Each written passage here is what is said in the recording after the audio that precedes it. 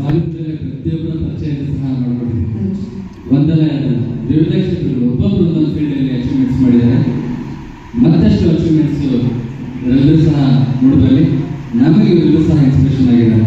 ಅದರಲ್ಲೂ ಸಹ ನಮ್ಮ ಹಿರಿಯರು ಶಾರದಾ ಮೇಡಮ್ ಅವರು ಹೋಮಿಯೋಪತಿಯಲ್ಲಿ ಅವ್ರದ್ದೇ ಆದಂತಹ ಒಂದು ಗಣನೀಯ ಸೇವೆಯನ್ನು ಸಲ್ಲಿಸ್ಕೊಂಡು ಬರ್ತಾ ಇದ್ದಾರೆ. ಒಬ್ಬ ವೃತ್ತಿಯಲ್ಲಿ ವೈದ್ಯರಾದರೂ ಕೂಡ ಸಮಾಜಮುಖಿಯಾಗಿ ಸಾರ್ವಜನಿಕರಿಗೆ ಅವರು ಸಹ ಅದಕ್ಕೆ ಕುರಿತಾರೆ ಸದ್ಯಕ್ಕೆ ವಾದರಾಜ ಟ್ರಸ್ಟ್ ಕೋಟೆಯಲ್ಲಿ ಡಿಡಿಪಿ ಆಫೀಸ್ ಪಕ್ಕದಲ್ಲಿ ವಾದರಾಜ ಟ್ರಸ್ಟ್ ಅಂತಿದೆ. ಸುಮಾರು 89 ಜನ ಮಕ್ಕಳಿಗೆ ಇವತ್ತು ವಿದ್ಯಾಭ್ಯಾಸ ಮಾಡ್ಕೊಂಡು ಬರ್ತಿದ್ದಾರೆ. ವಿಶೇಷ ಚೇತನರಿಗೆ ಮೊದಲ ಸಂಸ್ಥೆಯಲ್ಲೇ ವಾದರಾಜ ಟ್ರಸ್ಟ್ ಅಂತ ನಾವು ಹೇಳ್ಬೋದು.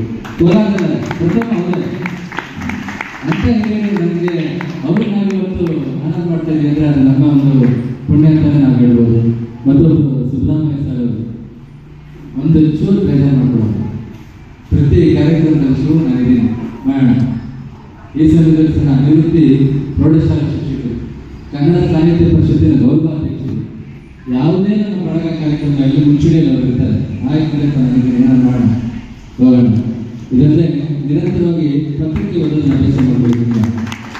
ಪತ್ರಿಕೆಯಲ್ಲಿ ನಿರಂತರವಾಗಿ ಅವರು ಲೇಖನಗಳು ಬರ್ತಾ ಇರ್ತಾರೆ. ಅದರಲ್ಲೂ ಸಹ ವಿಶೇಷವಾಗಿ ವಿಜ್ಞಾನಕ್ಕೆ ಸಂಬಂಧಿಸಿದಂತಹ ಪರಿಸರಕ್ಕೆ ಸಂಬಂಧಿಸಿದಂತಹ ವಿಶೇಷ ಲೇಖನಗಳನ್ನು ಬರೀತಾ ಇರ್ತಾರೆ ಸಿದ್ದರಾಮಯ್ಯ ಸರ್ ಅವರು ಸಹ.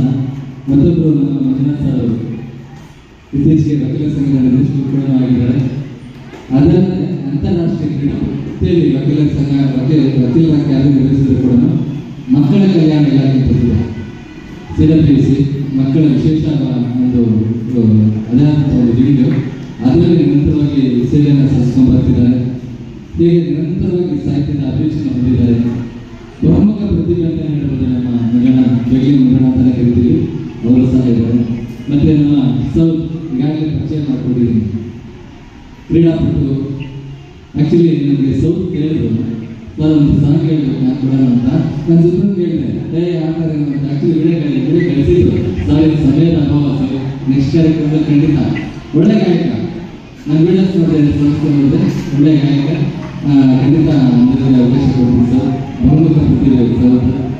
ನಂತರ ನಮ್ಮ ವೆಂಕಟರಮಣ ಸರ್ ಅವರು ಅನಿತಾ ಮೇಡಮ್ಗೋಸ್ಕರ ಇದೆ. ಅವರು ಕ್ರೀಡಾ ಕ್ಷೇತ್ರದಲ್ಲಿ ಯಶಸ್ವಿಯಾಗಿ ಬೆಳೆದಂಥವರು.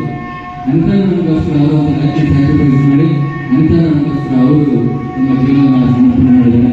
ಅವರು ಸಹ ನಾನು ಸಂದರ್ಭದಲ್ಲಿ ಹೃದಯಪೂರ್ವಕ ಅಭಿನಂದನೆ ತಿಳಿಸ್ತಾ ಇದ್ದೀನಿ.